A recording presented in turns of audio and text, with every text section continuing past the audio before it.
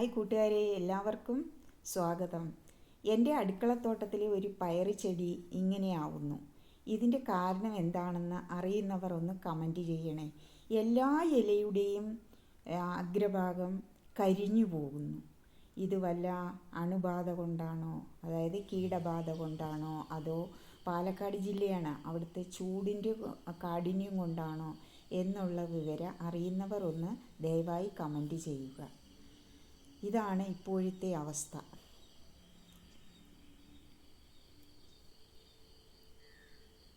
തൊട്ടടുത്ത് തന്നെ വേറൊരു പയറ് ചെടി ഉണ്ട്.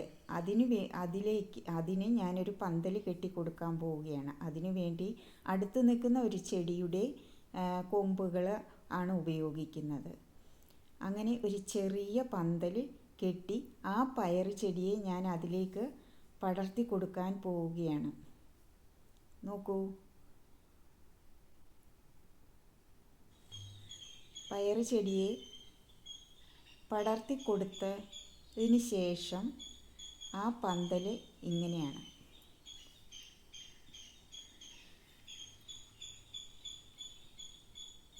ഈ വീഡിയോ ഇഷ്ടപ്പെട്ടിട്ടുണ്ടെങ്കിൽ ലൈക്ക് ചെയ്യുക, അതോടൊപ്പം ചാനൽ സബ്സ്ക്രൈബ് ചെയ്യുക. ഈ പയറ് ചെടിയുടെ ഇല ഇങ്ങനെ വരുന്നത് എന്താണെന്ന് ദയവായി ഒന്ന് അറിയിക്കുക.